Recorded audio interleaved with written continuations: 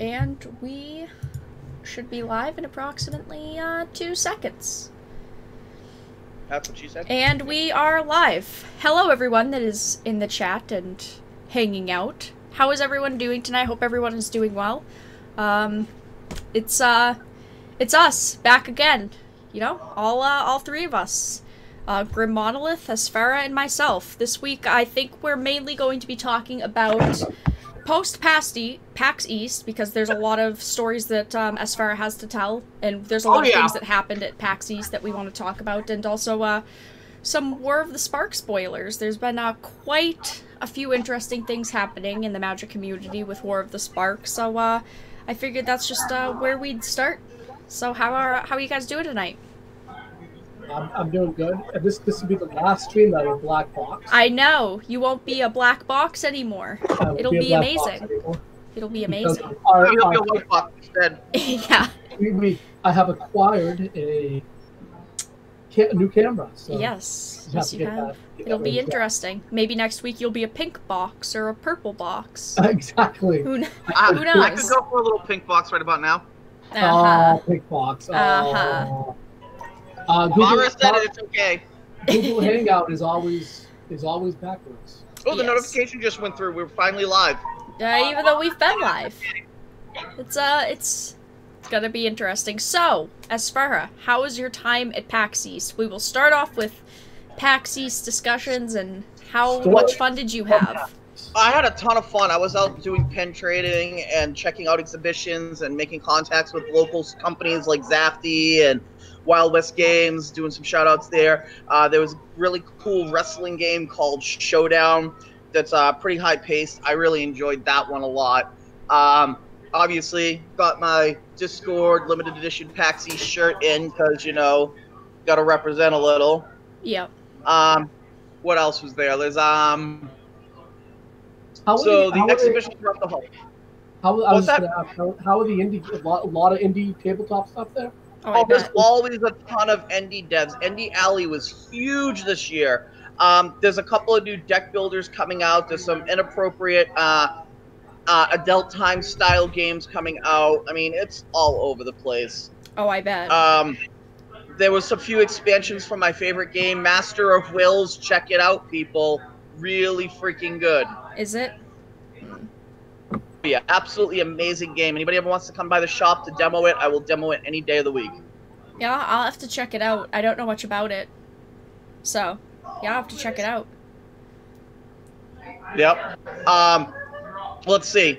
I guess I'll just jump right to it. Sunday, 11 a.m., I'm walking by the PAX Arena, and out of nowhere, the speakers just go off the hook with music, and I'm like instantly focusing because it's in the end nothing else matters. Right. And I look screen and I'm like, oh my god, this video game, it looks amazing. And I'm looking around and everybody else's jaws are dropping and drooling. And then I'm like, oh my god, what game is this? Liliana walks by the screen. Oh, yep. Nice. The trailer. That video, trailer. They had it on PAX, or they had it on the PAX Arena screen, which is in the dead center of PAX East. Right. And the speakers all sounded in all directions to basically fill the entire building with sound. That's awesome. Everybody in there had stopped what they were doing, turned around and looked and saw the Magic trailer, and within like 4 seconds, right after Lily goes on the screen, you see people rushing to bring their phones out. Oh, and like, yes. oh my god. They're doing one of these. Right. Like that in shock moment. That trailer was really, really good. I've watched it like 8 times now. It's that good. I have not been this excited. I feel like a corporate show right now. That's how excited I am for the set. I mean, it does seem like a really good set. It's got a lot of hype behind it, especially with, you know, the trailer. The trailer was awesome. The trailer was really, really good when they dropped it. So let's that trailer went viral in under 30 minutes. I mean, what's that, 1 million hits 30 minutes? That's insane. Yeah. And they didn't even get ratioed. It's like, Wizards, what are you doing? You're not letting us, you're not giving us a comedy show this week. The stuff looks great. Yeah, I think the trailer is sitting at, like, I don't know, like 5 or 6 million views right now. I'm not sure. 20% of that was within the first 30 minutes. Oh yeah, easily. It was. Oh yeah, it was super. 6.3 million views in 3 days. That's really great. It's awesome. It's looking hopeful. War of the Spark is definitely looking hopeful. Yep. What do you think the trailer means? What do you think it's saying? Like you saw Lily up now. You saw Lily kind of disappearing at the end. Yeah. Is she dead? Or is she No, I think. So here's what I think. I think we've already they've in the trailer. Okay, so I'm gonna give you my breakdown on the trailer. The trailer starts doing the rewind. You see the spoiler alerts if you haven't seen the trailer. Well, yeah. Go watch it now because I'm about to blow this stuff wide open. Yeah. All right. You see the hand in the rubble, and you see the blue, and you're like, "Oh my God, they finally did it! They killed Jace." Nope. And then, no, it's a lady and a kid, and Lily's looking over like, "What?" And then it's rewinding backwards and backwards. So you think they're doing a cutscene back to before that child died, Right? To get like a slow. But then they bring it back forward, and this time it's changed. Right, because it was in reverse. Kid, right? So that's time manipulation is going to be in this set. Yeah. No ands, ifs, or buts. We definitely have time manipulation. We have 3 of the strongest time mages ever in the history of Magic in one location. Well, right. I mean, you have, the 36 Planeswalkers. I mean, you have 3 of the strongest. We have Teferi, the Master of Time. Right. We have Ugin. He basically can call through time and summon people. We have Sarkin, who's traveled before the Mending. Right. Well, we haven't seen Ugin yet. We haven't seen Ugin yet. But going through the video, we do the breakdown. Right. Then we get to the scene and we go forward and we realize even though it's coming forward, time is still reversing because there's Dak Faden and his spark is being returned to him. Right. So all of those energies flying towards. So what I think I figured out is Ugin is using. Bolus is using his throne and sucking the life out of Ravnica to dig through his library to get through everything. And I think he's basically trying to undo the Mending. I mean, yeah, it would make sense. It's a good theory. Yeah. But Gideon's supposed to be dead, and then he's not, and then Lily just looks forward, and now we get to the part. Ugin's like... You mean Bolas? Yeah, sorry. Bolus is just like, oh, and you see her starting to burn, and everybody's and they cut out. Right. If you look closely at it, it's all her tattoos firing up. Her tattoos are her path. Well, the reason, so I believe the reason why is because during that trailer, if you look at all the lands, it's a panoramic shot. It's he's pulling all the sparks to himself, so he's sucking the spark out of her. But I don't think he's sucking the spark out of her. If you actually look closer, it's not just sparks. I think that the zombies are pulling the life force out. Then they're exploding and it's going to Bolus. Right. So that don't forget the functionality of that thing is to cast from the top of your deck. Well, exactly. And you have to use your life to do so. Right. So he has to be in a constant state of life drain to do that much power. Right. So he's handling monstrous amounts of power. But Lily's on fire and all her tattoos are burning out. I think when it's all said and done, she's going to start to rapidly age because she's a pre-mending walker, which means she's over 4,000 AR old. Right. So from that point, we have time in the set. I don't think she's going to die. What I think is going to happen is, like, one of the time mages, maybe even Ugin, is going to cocoon her to try to figure out how to keep her around. I mean, it's definitely interesting because we still don't know all of the characters in the set, so we can't completely dissect the trailer yet because we don't know the rest of the details about it. But I'm sure once we know everything about the set, it's going to be interesting to see knowing all of the details. Well, it does look like time travel's involved, though. Right. You know? Right. It definitely looks like time travel's going to be a big part of it, and time travel done well is fine. Or time manipulation, definitely. Time manipulation done well is fine. I just I agree. In science fiction or even fantasy when time travel is used as a story mechanic because it's a terrible story. Right. But if done well, it'll work. It'll work. I think so too. We've used Fate Reforged was a time-based set, and in my opinion, even though people didn't like it, I think they did time well there. Ugin pulled from the future, helped somebody get back to the past. Exactly. He saved Cocoon and came back. Right. I didn't think it was bad. Urza's block was built around time manipulation. Time Spiral was time manipulation. We're back through another time loop, except this time around, Ugin is using every spell he has in rapid succession to try. I think he's trying to undo the mending as usual. The biggest part about it, though, is if you stop and look at it, that altar is the key. His altar, like, where's he gonna get enough life? Because even he can age now. The only way to get it is to steal it from others, and that's what the zombie horde's doing. So that is what I think we're going into. Pull the knife. Now, I saw in some of the artwork, we see the Amonkhet gods. Yes. I wonder what they're going to have to do. So the two other things, I think, is the Amonkhet god and who is the Wanderer. Right? I am so excited to figure out which of the Amonkhet gods are back. I think it's going to be really cool seeing the Amonkhet gods eternalized. I think that is awesome and an awesome idea. I'm definitely curious to know who the Wanderer is, though, because there's definitely a couple theories about it. Urza.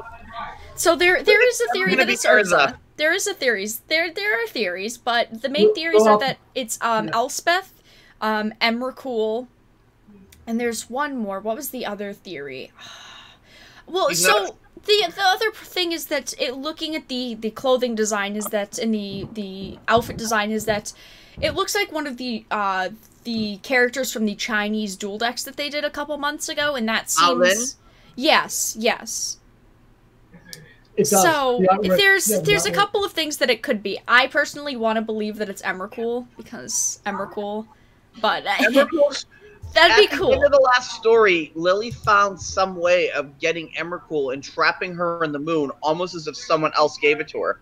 The thought in the Lothro worlds of basically all the people who like to discuss lore is that Emrakul was tired of constantly consuming and saw the moon as an escape. I saw my working theory, and I've been talking to people about this for a while, and I was saving this one to let you guys know, is that Emrakul wanted to get trapped in the moon. And the reason she wanted to get trapped in the moon was so that there's something in there that she needs or wants. Right. So if it is Emrakul, then Emrakul's returning from the moon, meaning that she's got what she's wanted. Right. That would be interesting. Now, if it was Emrakul, let's look at the card quickly. I know we're not doing spoilers yet, but let's look at this particular card. Prevent all non-combat damage that would be dealt to you and other permanents you control. -2. Exile target creature with power 4 or greater. Now, I don't think that sounds like Emrakul to me. You know what I mean? I mean, it wouldn't, right? It doesn't sound like. They're kind of like the Eldrazi are kind of like planeswalkers. They can slip through the blind eternities and come out someplace new. Exactly. They can manipulate themselves into something new on each time they come to a new plane. They absorb something about that plane. Right. That's. And she did go into the moon. So if she got trapped into the moon, and there was something on it, and it's a giant prison, and think about how much cosmic evil could be in there. Right. That is exciting. Another thing that I was interested in is that, I don't know if you all saw it, but the Niv Mizzet Reborn card. Was it Niv Mizzet? I believe it was. The Reborn card. What do you guys think about that, since we've seen him recently? So should I actually go look and read some spoilers, because I was focusing on everything except for magic. So the ability is kind of not. So it's one of each color. It's one of each color. One of each color. I'll read it. It's a dragon avatar. Wait, is it legendary? Yes, legendary creature dragon avatar. When Niv Mizzet Reborn enters the battlefield, reveal the top 10 cards of your library. Each color pair, choose a card that's exactly those colors among them. Put those chosen cards into your hand and the rest of the bottom of your library in a random order. So for me, it's not really the card. 6/6. It's not really. 6/6. Yeah, for me, it's not really the card itself. It's. So the last time we saw Niv Mizzet had left Ral Zarek in charge of the Izzet on Ravnica, because he was leaving Ravnica, he said, practically, and he was going to look for something, meaning the experiment that he went to look for killed him, and now he's reborn. That's what was interesting to me, is because he left Ral in charge while he went to complete an experiment. Meaning between Ravnica Allegiance and now he died, and he's being reborn. I think that means that he got he some way, because he always wanted, the main thing that Niv Mizzet always wanted was a spark, which I thought was really interesting. So what if he in some way has obtained the spark that he wanted?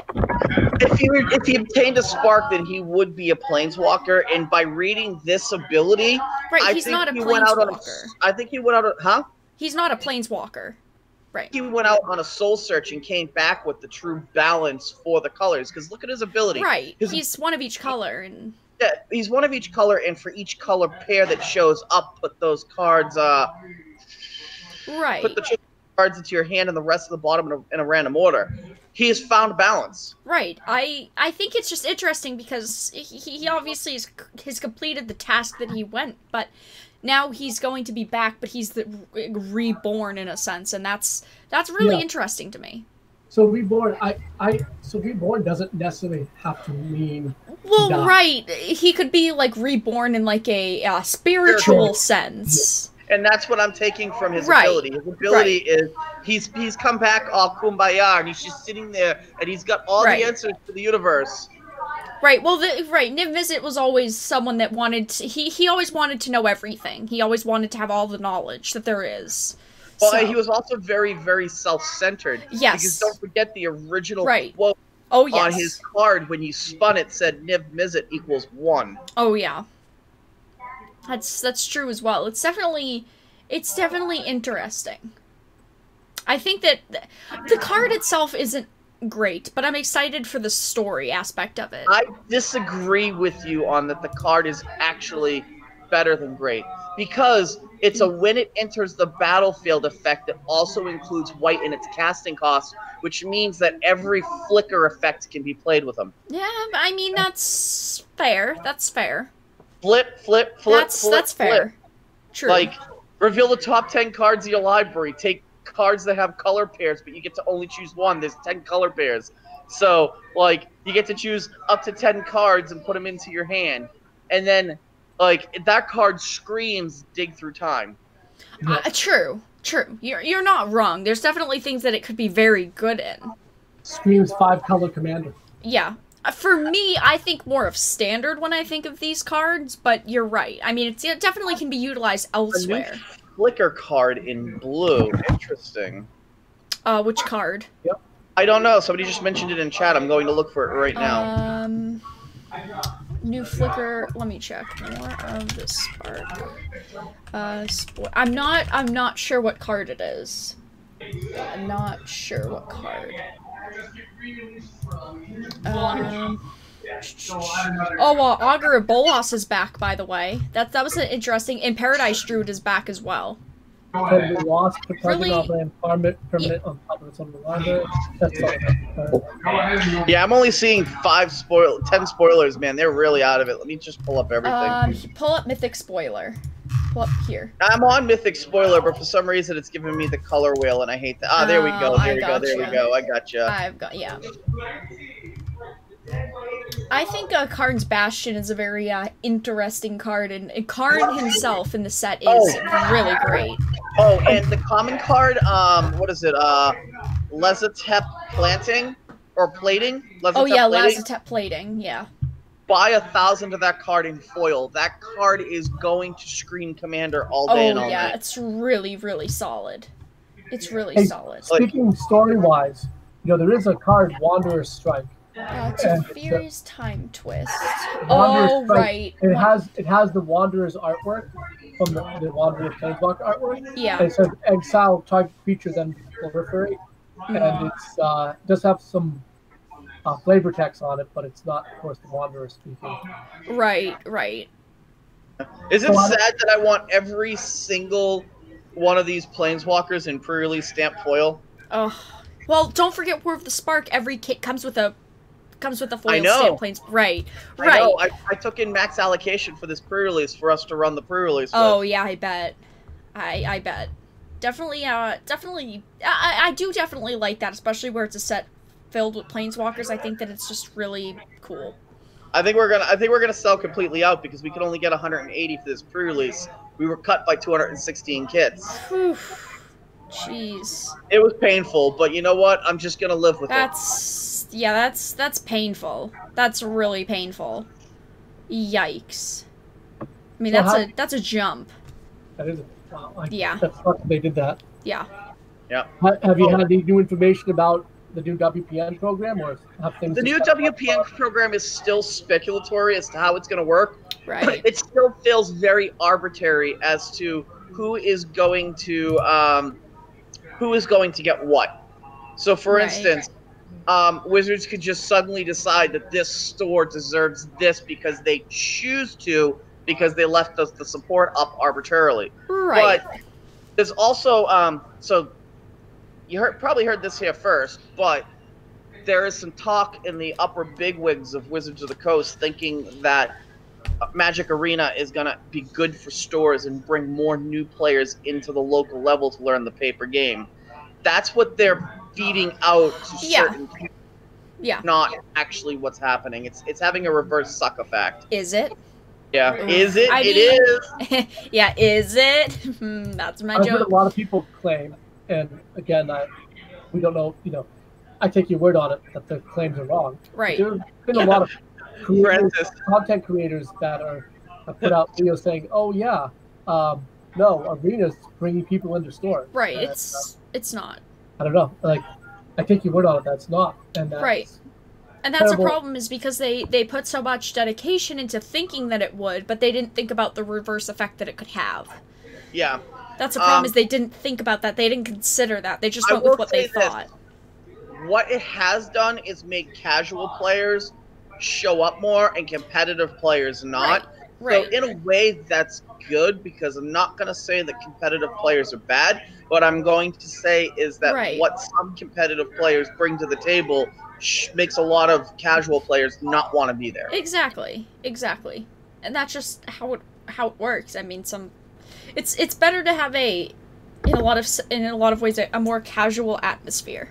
Oh, and we got proliferation. Oh my god, that Oh land. yes. I am buying every foil I can find of that land for the next 2 years. Yep, the Karn's Bastion is great. Oh! It's a amazing card. Yeah. But PAX East, man, I'm telling you, that trailer floored everybody, including people. Like, I had people walking by going, "What's Magic the Gathering?" Right. Pulling out their smartphone Right. and looking it up. Yeah, because because if you weren't there for Magic the Gathering, you would have had no clue. It looks really good. It looks And then- really solid. you know, the huge presence of Magic Arena at PAX East. You think, you know, that might help them a little bit, you know, pairing the trailer with an actual video game instead of pairing the trailer with paper Magic. Because there was no real presence of paper Magic. Right, at there PAX East, wasn't, was there? and that was a problem. Yeah. So Starkiller's like, it's only $5 for the pre-order on the Karn's Bastion right now, and what I'm telling you is don't pay the pre-order price. Wait until the week of the pre-release. Right. Prices will always drop. That card's Yep. gonna get to $250. Yep. That's the foil you need to really watch, though, because the foils are gonna be through the roof. Oh yeah, that's definitely cards that I will pick up if I see them for a good price. That's for sure. Oath of Teferi? Yes, Oath of Teferi. I have probably about 30 of them in foils, so I called that card a long time ago. Maybe one day it'll be good. What do you guys think about the PAX East not having paper Magic, but and then pairing the release, you know, the launch of the trailer with Arena, a video game. Well, what I'm going to tell you is that PAX East most assuredly did have paper Magic, but not for the Mythic Champion. Right. That's Right. the thing, is not for Mythic Championship, and that's was the disappointing So part. I think that was actually really good, because PAX East is not someplace you want to go and have to pay $60 for a competitive event and sit in a chair all weekend. It's someplace you want to go and explore what's going on. My problem is for the Mythic Championship itself. I don't like it. I don't know. I felt disappointed that it was Arena. They were calling this a Mythic Invitational, and not a. Oh my god! Right. And did you watch any of the Mythic Championship? The faces were like this while they were playing. Yeah. Yeah. Because they can't commentate. The players can't talk about what they're doing. They can't. So they just have to sit there. Oh my and when God, it comes I literally watched commentation coming over the speakers, talking on one screen of what was happening, and the guy just like looked like this because he knew what was happening, and the other guy, like, he commented on a card in the guy's hand on the screen, and I'm like sitting there like, did he just give outside interference? Right. Oh gosh. Because their commentators were, some of them, not all of them.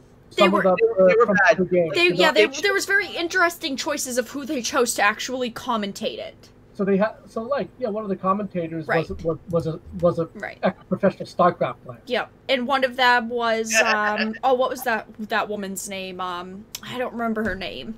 Don't remember her freaking name.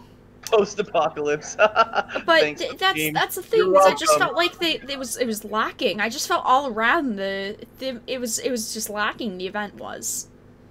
Oh, Post is making another meme for Astera. No, we haven't had the Astera memes in a while. The footprint they took up for Magic Arena inside the main hall was bank. They spent a lot of money for the size of the area they were in. Ooh, yeah, I bet. Because they've gotten that same amount of area outside of the main exhibition hall. Yeah. We were in the main exhibition hall, and it's bigger than they were any other year at PAX. Yeah, I bet. I mean, so I feel like they were trying to feed off the fact that my problem is that it felt rushed. That was my problem, it all felt very rushed. Like, they weren't planning, like, they wanted 6 more months for all of this to work out, but they decided, nope, we're gonna do it at PAX East, so they rushed to finish everything and put everything together for this event. And I felt like all of it was rushed. The commentators were rushed, the way that everything was set up was rushed. I just felt like it was all done too fast. Yeah, look, hey, I want Arena to succeed. I do too. But at the same time, I don't want Paper Game to fail by any means. I want Arena to succeed, and their numbers were certainly higher than they'd ever seen on a stream. And but they still weren't high enough compared to other games. For what they put 80,000. Hey Grim, for what they put in to this, I don't think they got out the same amount. No. They're pushing it, and that's usually what advertisement is. The advertisement is pay now for a hope of something more later. But I'm going to say that the War of the Spark preview was more exciting at PAX than the Mythic Championship. Yes, and that's... And on top of that, the very last screen was perfect. It literally said, at the very end of the trailer, War of the Spark pre-release, April 27th and 28th. Yeah. And everybody's just sitting there, and they're like people were taking notes on the date. Right. Because it was good. It was solid. None of it was bad. Yep. The trailer looked good. The information of it about the set was good. It just was really good. It was eye-catching. And we need more of that. The Atraxa spike, I haven't even looked. Atraxa spiked hard. I'm happy. Oh, yeah. Yeah, I'm glad Atraxa went up. I'm more interested in seeing what happened with Contagion Engine, because I got about 12 of them in foil. Let me And the Paradox Engine spike, too. Contagion Engine right now is still like $14. Is way underpriced. Yeah, it is. The Veil went up. Atraxa right now is sitting at $40. Nice. So I'm glad I still have all those extra decks. Yeah, it went up quite a lot. People are very, very excited. They should hire fake pro players, play the game like it's WWF, and then he'd watch. The foil Atraxa is at $75 right now. Yep. Wow. That's. Yeah. There's only one printing of it. Well, right. That's the thing is if there wasn't just one printing, it'd be completely different. It would be completely different. Wow, it's $50 to $75 right now. That's crazy. Yeah, it shot up. I'm so happy I have all those. Oh, I bet. So I think I'll say about the numbers is that they're not good enough. They need better numbers. But exactly. Yeah. As far as the people watching, as far as eyes on hand, but I think I'm hoping that it's just the beginning. You know what I mean? I do too. It's the first shot. And right. they're gonna have time to build on this. It's basically like they've said to the world, here's Magic Arena, and more eyes will come as time goes on, and hopefully that does lead to. And I understand that you were saying, Esther, that you know the video game is not translating to paper sales yet. Right. Hopefully, Paradox Engine, $35 up from $10. Yep, and Chain Veil is $39 up from $25. Yeah, I mean, I had a foil Paradox Engine that I sold this weekend for $70. So. Oof, nice. God, that's another thing. I don't want to like shit on another vendor, but like there was a certain store with the initials T and T in their title who were paying like 10 cents on the dollar. It was insulting on how low they were paying. Oof. Right, they're a big name company too. Yeah. It was very insulting on the offer they were paying on stuff because I was going around with people and like shopping certain pieces. Well, but there's another store that has the word Panda in their title. I'll give them a little shout out, being a store owner myself. Then I was actually pleasantly surprised. Pandemonium was paying as high as like 70-80% on some cards. That's good.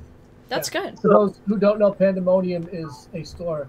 They're competitive to me, but not really. I like the guys over there now. Like the new buying guy is really nice. That's good. Good. So, but I mean, I remember going to them back when they used to be in the garage in Harvard Square on the second floor, and were just a used bookstore and would buy back your used unread books or read books. Yeah, I definitely remember that. Hey, what was Chain Veil? It's 39. It was 25 a week ago. Definitely a price hike. The foils are at 75. For what? The Chain Veil. I have a few of them. Oh, is it? Is it good? Oh, is it?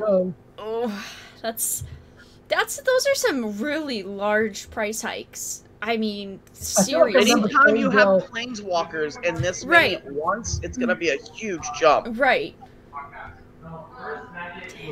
Wasn't Chain Veil? Wasn't it like a $5 card? Oh yes, it was very cheap up until a couple of months ago.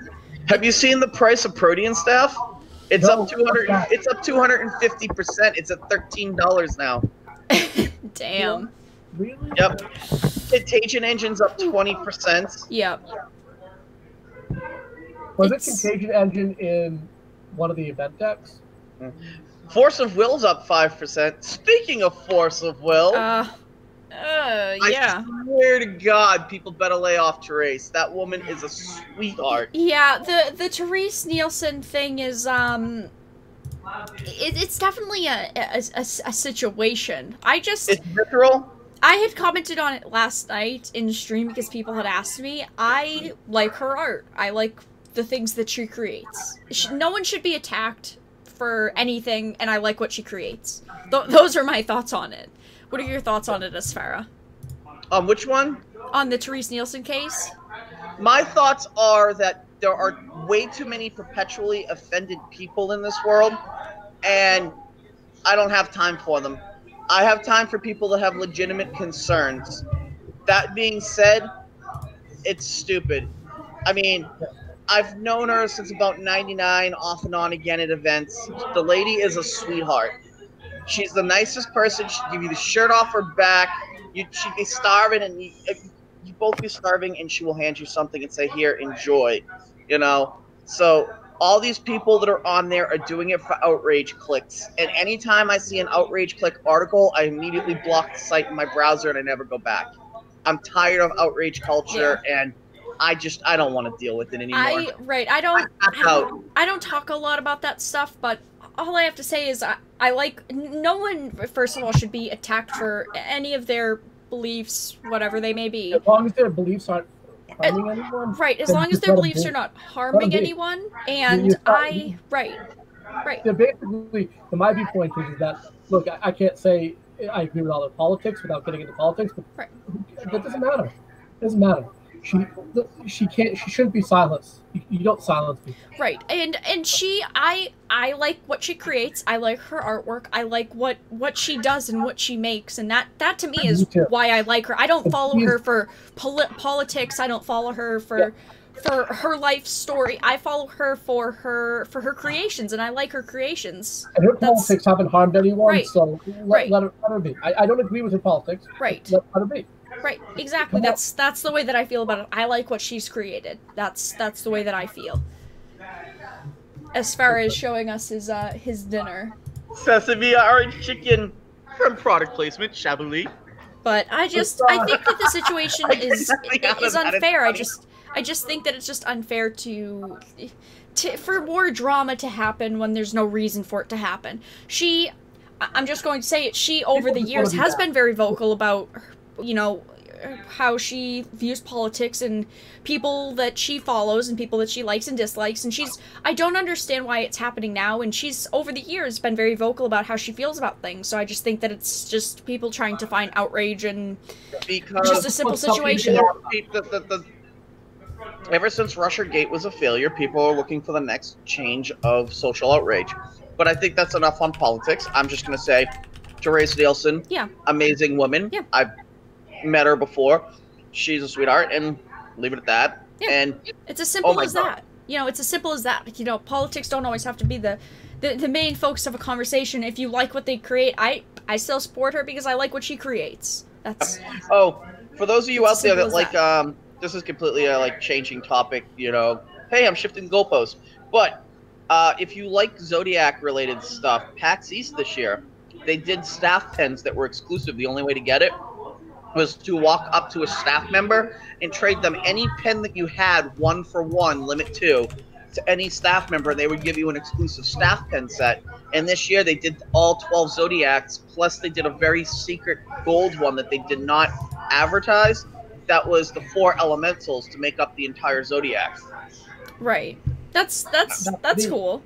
What did you pick up at PAX? Oh my god. Besides chicken in my mouth, everything.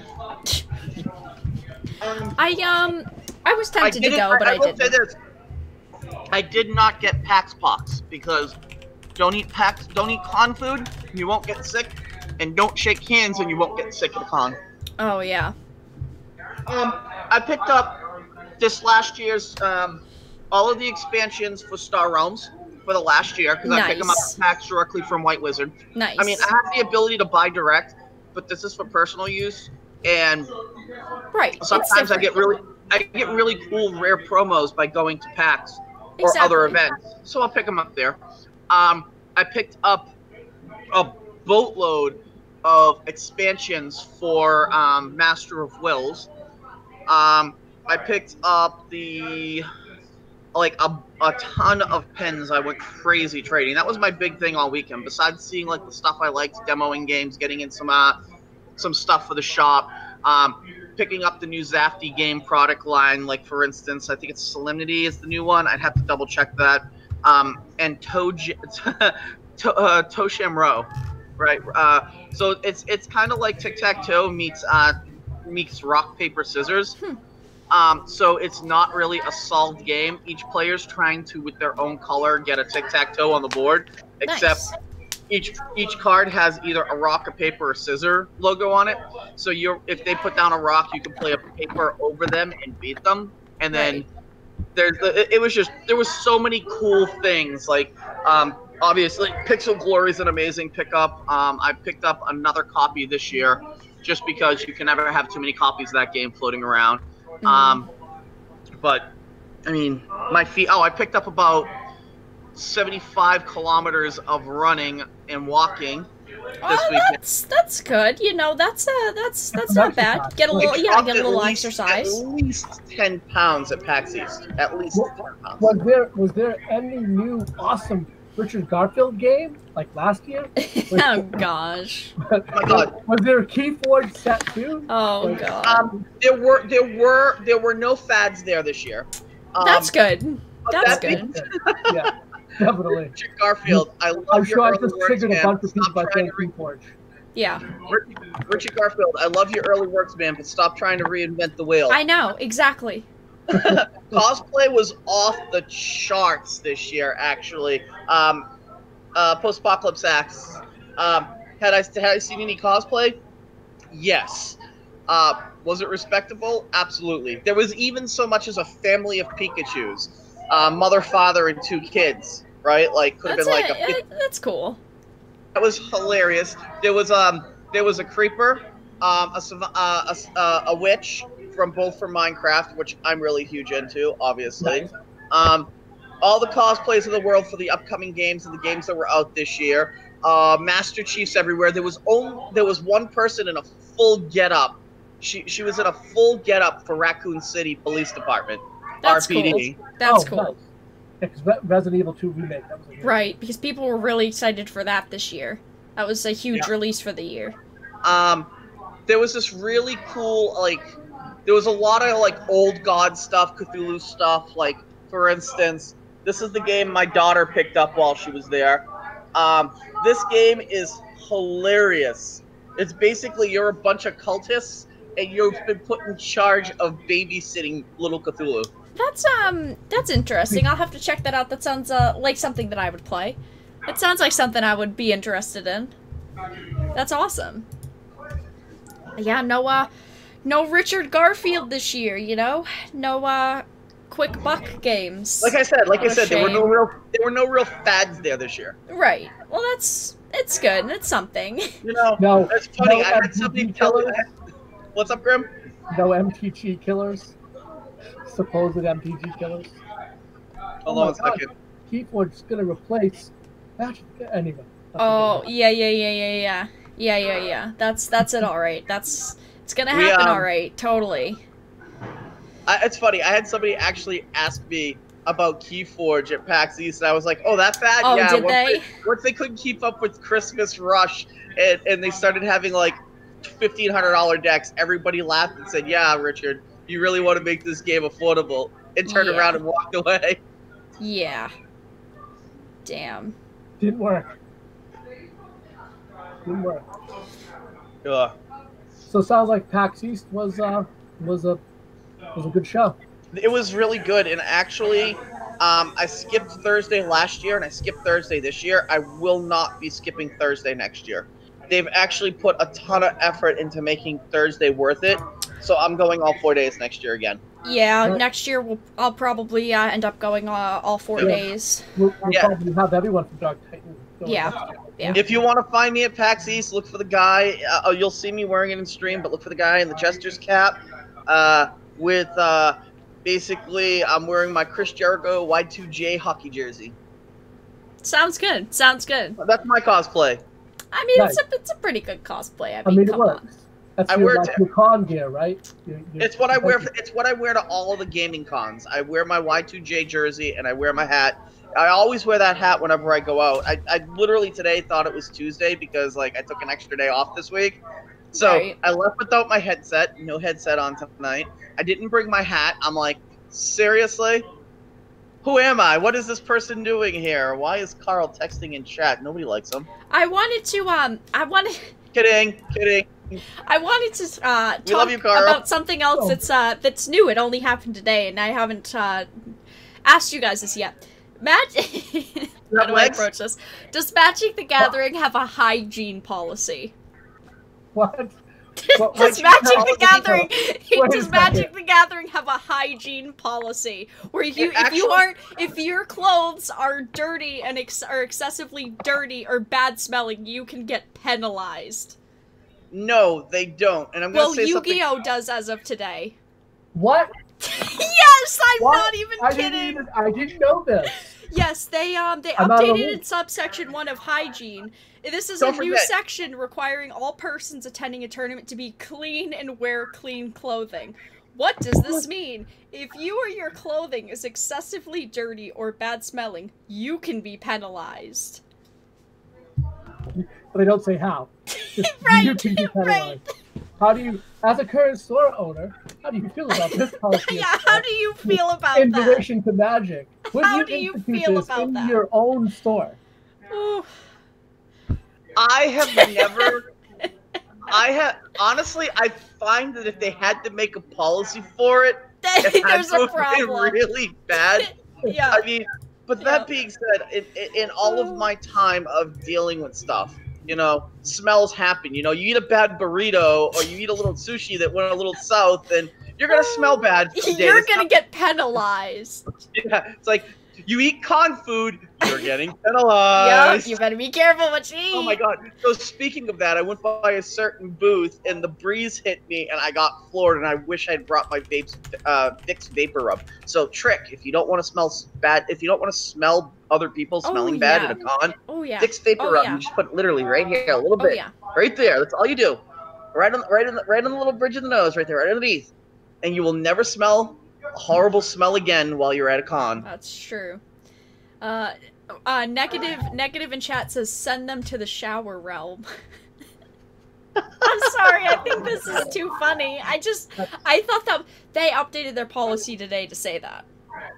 So I thought that was great. Backlash for it, or no? Well, no one's really talked about it yet because they only had done it like 3 hours ago or so. Oh damn. My thoughts on that are simply, Magic will never have a policy like that because I'm sorry, it's so funny. Here's why. It's not inclusive. It's not inclusive. Oh no, gosh. I was gonna say something. Yeah, you already mentioned that part. Magic will never have a policy like that because it doesn't involve naughty words. In fact, you're far more likely to get penalized for telling somebody they smell like shit than actually smelling like it. Yes, exactly.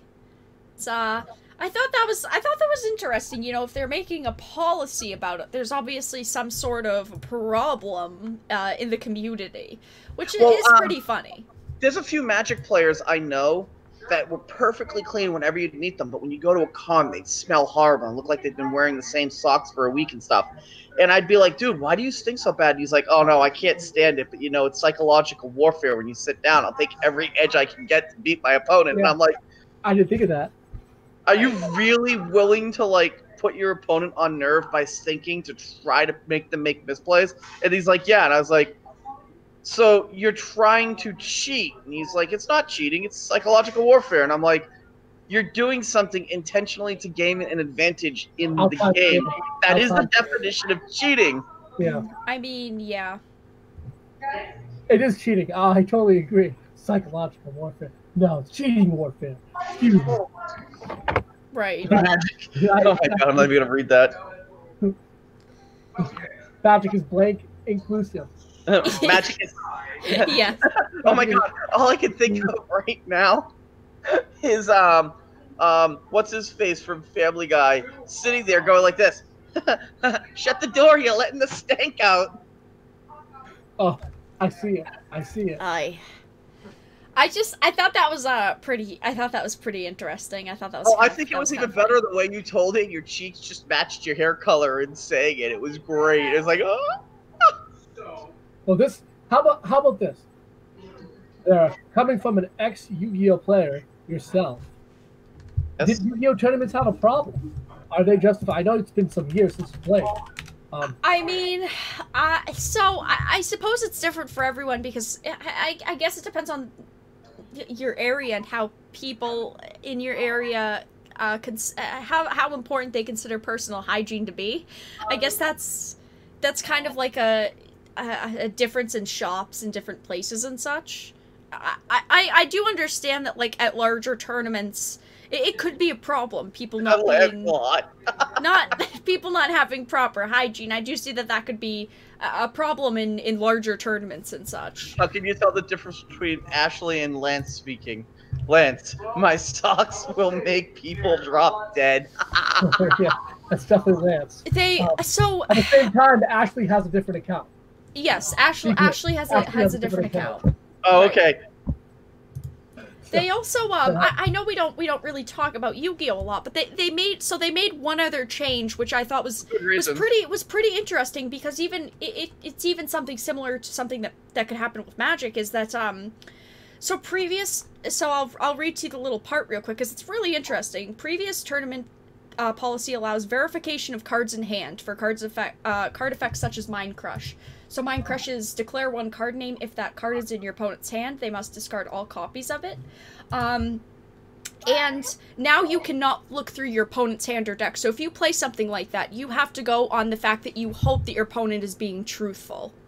Judge, Right. So every time that happens now, you're going to have to call a judge because now so usually your opponents would reveal their hand, but when cards don't specify it now, they do not have to. Usually they would do it, so it's interesting, right, because now you're going to have to call a judge every single time. So it says, with the exception of a cards retrieved via a search effect or directed to do so by a card, you cannot look through your opponent's hand or deck. So it's interesting, right. So now you're going to have to call a judge every single time a card like that is played. I thought that was interesting. We don't talk about Yu-Gi-Oh! A lot, but it's definitely a large... There's reasons we don't, because the game is stank. Right. There's reasons why we don't, but there's definitely things that they're changing that are really interesting in the way that the game is played now. But that would be, in terms of Magic, that type of ruling would be a disaster. Yes, that would be a disaster. Right.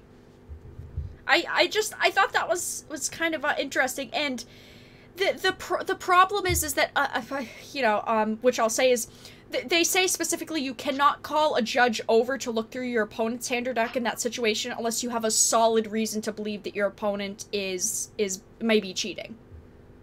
I don't like it. I don't like how he's looking at it. I think it's cheating. Right. So unless you say I have proof that my opponent is cheating, you cannot call a judge over. What?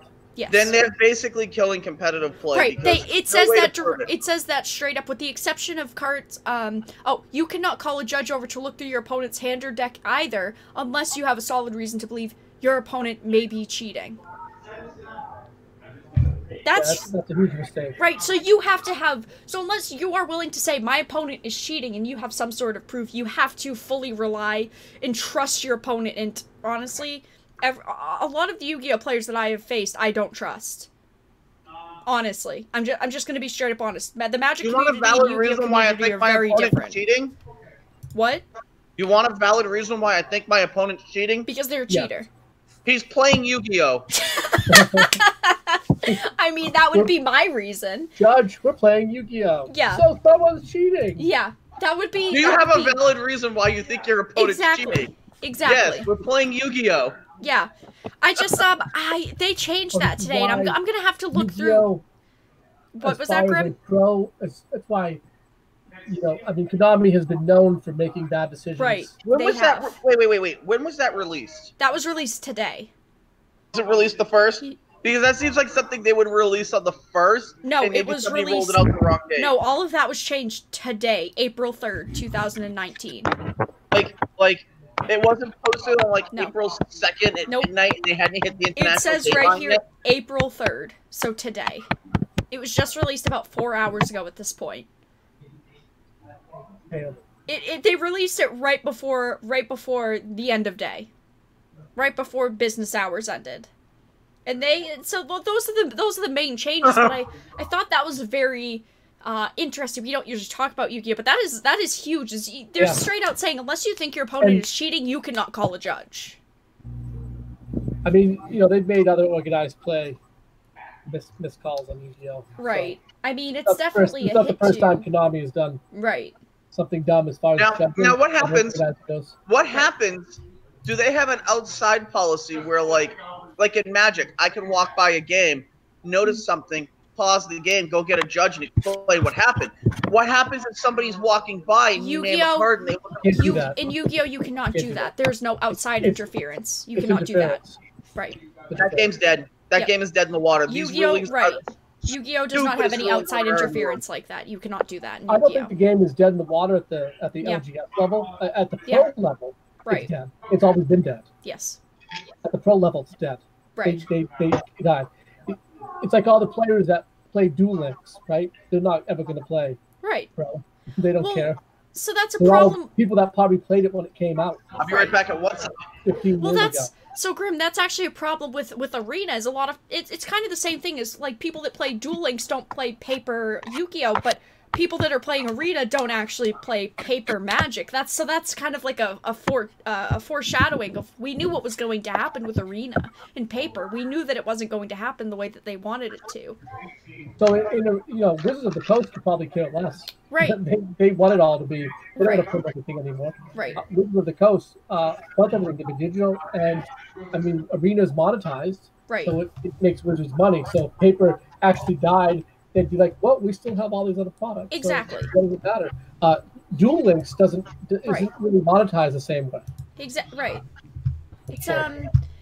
It's definitely interesting to see them change so many things in Yu-Gi-Oh! And yeah, I don't play Yu-Gi-Oh! Anymore, but it's definitely interesting to see how Konami handles the physical aspects of their game compared to someone or a company like Wizards of the Coast.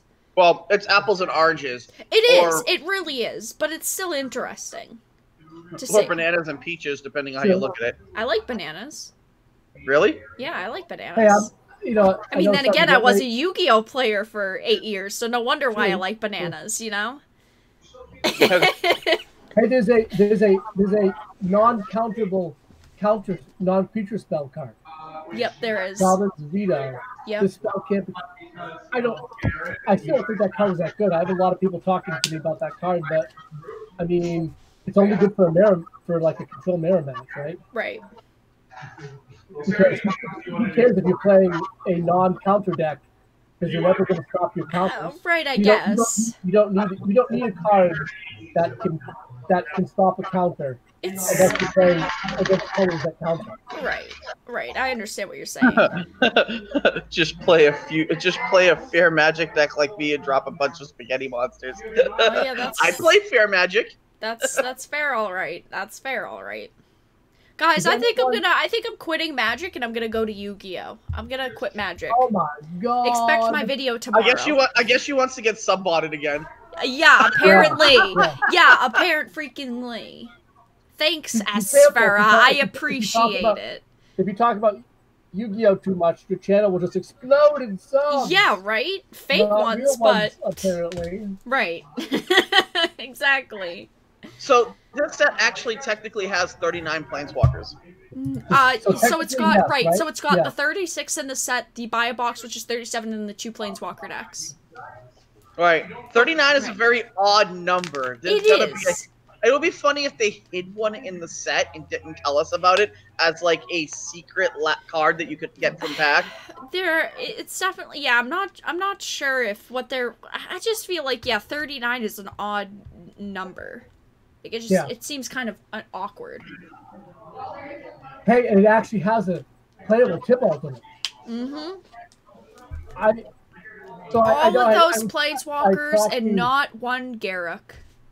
Are you kidding me? There's a card called Vraska's Finisher. What did she do? RKO them? Yeah, right? Like, I was thinking the same thing. I was like, what is this, a curb stomp time? Like, it just says, you just flash that card for the spoiler, and next is Randy Orton grab it and right? RKO out of nowhere. Yeah. It's, they definitely have some interesting card names in this set, that's for sure. Oh, they definitely do. Hey, what do you guys think about, just in general, the difference in direction with the planeswalkers? The fact that they're like... Yeah, Asphera, how do you feel about static abilities? Yeah, static abilities. I absolutely love them. I like them a lot, the more static abilities this game has, the more complex it gets. And I don't see a problem with it other than people forgetting to do something. And you know what? You can forget to do stuff. That's what this game's about. The more you forget, the more likely you are to lose. Right. Oh, well. Yep. I definitely do like them adding the static abilities. I do think that they definitely add to the planeswalkers. For sure. They're like enchantments, but just a little bit easier to remove. They're attackable enchantments. Exactly. Yeah. Which is a shame, but... Depends on if you play Pillow Fort. Oh, God. Oh, I get it. What if, I'm going to pick out one card that I actually like. I don't really have enough time to talk about all the spoilers this week, but Jace, the Jace card, he's not a super great card, but I like him because like he's like a utility card. Like he has a specific role. I think he'd be quite useful. I think he doesn't do a lot, but what he does is very specific, and I think something that fills a role that is important. Exactly. I definitely. A lot of these planeswalkers kind of do that. Yeah. Like even a Pebble, right? because the Tibalt, his static ability is the opponent can't gain life. Right. Then That is amazing, by the way. That is an amazing static ability. That's what I'm saying. Like Yeah. I think this new Tibalt, which by the way is an uncommon. We have Yeah. an uncommon for 3, 2, and 1 Yeah. vet that says your opponents can't gain life.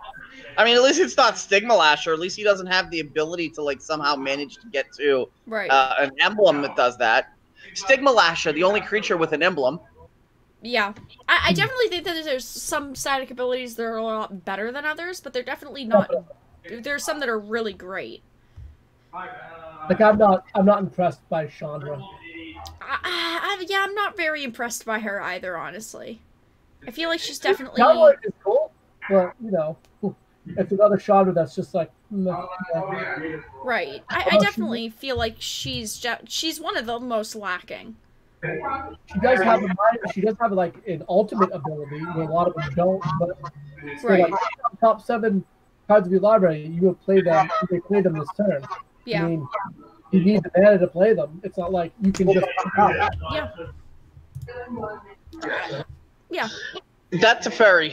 Oh my god, that Teferi, the buy box. Oh yeah, the Teferi is really, really interesting.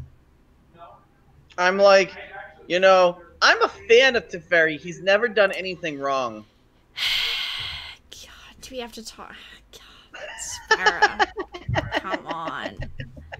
I'm gonna put the camera on you now. I'm not even talking to you. Not even talking to you. Oh, God.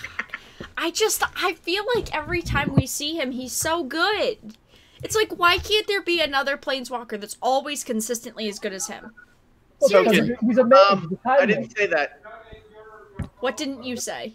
Nothing. You're gonna have to rewind and watch the stream to figure it out. What? Not saying Teferi it. existed, and that's what he did wrong? Yeah, exactly, Sebi. Tezzeret? Yeah, Tezzeret buy a box is really interesting. Tezzeret buy a box is really interesting. Yep. And by the way, if I remember correctly, we were doing that stream last month, and I said, "Watch it. The thing's probably going to be but the buy box promo is probably going to be a Planeswalker." Oh no, we knew that it. Oh yeah, they had said from the beginning that it was going to be a Planeswalker. No, they didn't. They actually didn't? withheld that information as long as possible. Oh, I gotcha. Yeah, I think that it was speculated then. It was a large speculation. I was hoping that it wouldn't be, but I mean, a set with 36 Planeswalkers, you kind of expect it at that point. Karn, the Great Creator, activated abilities of so artifacts good. your opponent's control can't be activated. So good.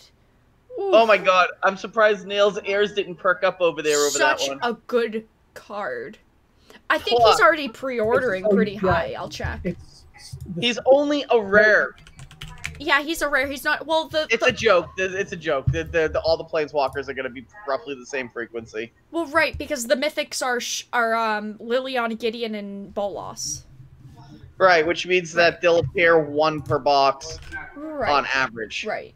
So you'll have to buy 3 boxes to complete the set. I wonder who thought of this marketing scheme. Creators of the original loot crates? Yeah, right. It's great, Plus alright. 1 until your next turn. Up to 1 target non-creature artifact becomes an artifact creature with power and toughness, each equal to its converted mana cost. His old activated ability from back in the day. Yeah. -2. You may choose an artifact card you own from outside the game or in exile. Reveal that card and add it to your hand. Oh my god! I really, really like it. I think it's super good. So hard. Right. Sean's saying Chandra's lacking because Tibble beat her up in the visual novel. You know, do you know why? Do you know why he's gonna go in every single deck? Because everybody runs artifact exile effects exclusively because of broken artifacts. Yep. It's pretty good. It's pretty good. That's yeah, for sure. I mean, Karn is nuts, right? Oh yeah. I definitely think that a lot of these Planeswalkers, a lot of them are lacking like we thought, but a lot of them are looking really good for their own uses. Like all of them have specific uses that are really good. Oh, I agree. Like, yeah. That's what you kind of have to do with right. And the God rare or especially uncommon. You have right. to like make it very narrow. Exactly. You know, make it playable, but give it a narrow scope. Right. And they did that. Right. Have you guys looked at the God Pharaoh statue? Oh, yeah. That card is going to be amazing. I can't wait to animate it with Karn, throw on the helm, and go to combat step to get a non-legendary copy of it. Yep. Yeah, that's gonna happen. It's So it's the gonna be fact that good. that is good. He's going to be good. So the fact that we pointed out that Bolas and Gideon and Lily are mythic, that's specifically because of the story elements, right? So are they going to be the three that are most important to the story of War of the Spark? Well, I don't think that there will only be 3 mythics. I think there will No, probably well, be mythic 5. planes- Right, the mythic. Right, those are the mythic planeswalkers that we know. Maybe They'll other mythics. probably add 2 more, to be honest with you. Yeah, I think so too. I think so too. Maybe your Garuk is one of those. Oh, we can hope, but I don't think so. But we could hope. I mean, I'd be cool with that. Bring Garuk back. Bring him freaking back. Bring Elspeth back. Bring Pincer back. Right? Right. Being faded. Yeah. There's no fading card yet, and we know he's there. Right. So. We. Did they not give him a card yet? I thought that we. Oh, maybe not. No, we didn't. I don't see a deck. Right, we didn't. Oh, and by the way, Bolas's Citadel has not, but should have, spiked Sensei's Divining Top already. I don't think that Top has spiked at all. It should. It should go astronomically up. So check this out. You know the artifact that whenever you cast an artifact and it enters the battlefield, you gain a life? Yes. Right. All right, so you have that out. You have the Bolas Citadel. You put up Sensei's Top, you draw your deck. Oh, that's. Hold on one second. That's. You literally draw your entire deck. I mean, it's sitting right around $30. Yes, it's sitting right around 30. That card's gonna go to like 70 because of this. You think it's gonna go that high? I would think really higher, but I don't know if that high. No, I really do. Here's why. It's another one of the. It's just another color combo in like another deck that has a color combo to go infinite with Sensei's Top and draw your entire deck in Commander. Right. Good point. That's true. Yeah, like, that's true. Right out the gate, if you're at like 40 life, do you know what's the Eighth of Flux Reservoir? I think it is. Is that the one? Whenever you cast an artifact, you gain a life equal to the number of cards you cast this turn. Yeah, so that's you put out which one is that? That's Reservoir, isn't it? So you put out that, you put out the thing, and you have you basically haymaker people for the rest of the game. You go infinite. Yeah, Reservoir is whenever you cast a spell, you gain 1 life for each spell you've cast this turn. Yeah, and then it's pay 50 life and it deals 50 to target creature or player. So you use Sensei's Divining Top. Yeah. Tap it, activate it. In response, it goes back on top of your deck. Right. Right. Oh, so sorry. You tap it. You cast it for 1 life off the top of your deck. Yeah. You get 1 life back from casting it. Then you cast it again. You get 2 life. You cast it again. You get 3 life. Rinse and repeat. And haymaker the table. Yeah. I mean, there's definitely a lot of things that are coming out of War of the Spark that are definitely really good in different formats, and that's kind of what I like about it, is it's not like, oh, this is good for Modern, like, oh, there's nothing good for Legacy. Everything's got a real good... There's a good balance to everything. I mean, what are people thinking of this set? Like, I'd like to hear some chat. I'd like to hear some chat in the channel right now to see what cards people really like the most. Yeah, I'm not sure. Carl says, isn't Top banned in everything? LOL.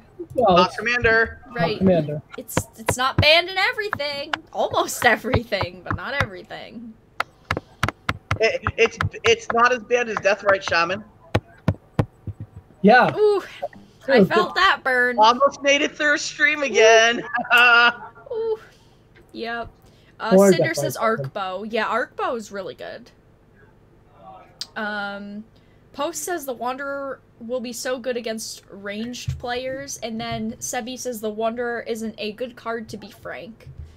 Sebi says Karn and Karn's Bastion are what I'm grabbing, for sure. Definitely.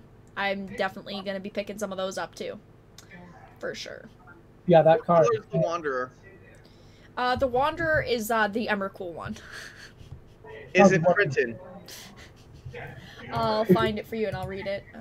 Well, I was just looking through the spoilers. That's why I said, what color is it? It's it's white. It's 3 colorless, 1 white. Prevent all non-combat damage that would be dealt to you and other permanents you control. It comes out with 5, and it's -2 exile target creature with power 4 or greater. That's why I was saying that, and you know, I understand about a possible transformation, but those powers just don't match Emrakul. Yeah, I agree. I agree. The Emrakul that we know. That's fine. Yeah, I mean, yeah, that's true. Maybe it's Bolas in disguise. Maybe they gender bent Bolas. I mean, oh Ugin. my god, that static ability is busted. Yep. You know why? Why? you may explain why. Pestilence and Pyrohemia. You can pump those until you're blue in the face and you're not taking anything. I mean, yeah. I mean, if the Wanderer shuts down. Sebi says, pay 4, kill a Goyf, lose her, die some more. I mean, true.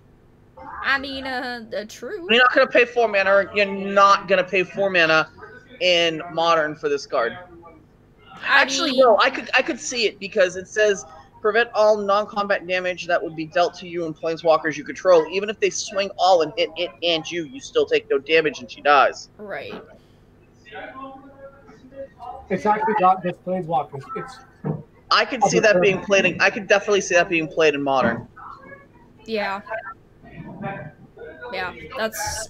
I think that it's got Modern potential, yeah. I agree. I think it's useful. Yeah, I think it's not great, No, but I think Modern's it's useful. a turn 4 win format, and the aggro decks want to win on turn 4, and this stops them cold in their tracks, because there's not, aside from having a spell that would remove it before they could attack you, they can't do anything to you. Right. Yeah. I mean, out of all of the cards, the one that I'm probably most excited for is Bolas, of course, because it's Bolas, but that's just me. That's just me. Nikki B, he gets his B from his, never mind. Oh, God, Aspera. Oh.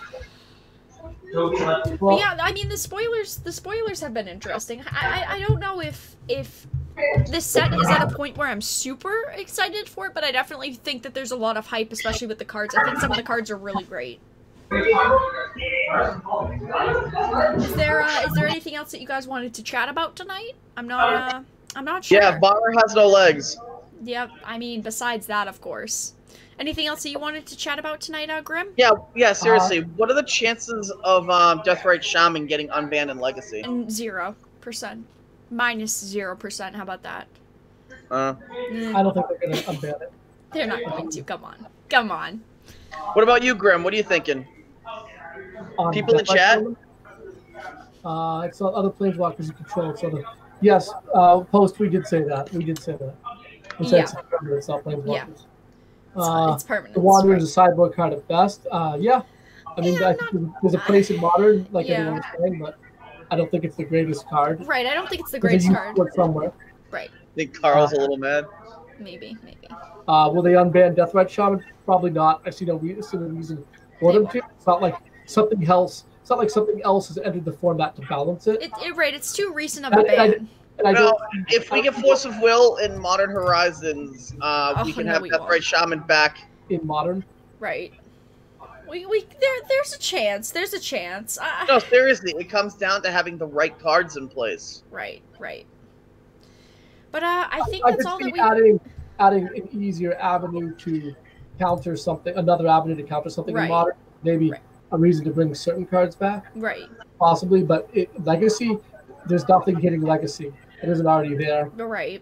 I mean, right, it's not like there's something huge coming to Legacy from this, from what we've seen so far, at least. Right. Oh, and you guys saw the article on April 1st about them putting doubling season in the set, right? Man, that was amazing. Yeah. Oh, yeah, that was amazing. Oh, yeah, that was great. Hey, everyone, doubling season's coming yeah. out. New release in Standard. Oh, yeah, that's gonna be beautiful. You know, I'm ready to play something or another. Let's see. Let's look at the pie chart and see. April Fools by them. Yeah, they didn't Oh, no, really do they too much with don't. April Fools. Is there People anyone in fell for chat it. who believed it? Hey guys, people fell for it. There was I a would have price- fallen for it if I didn't see the artist's name where it says April Fools. So if you actually look, people paid. The card spiked on April 1st. Oh my god. Did it seriously?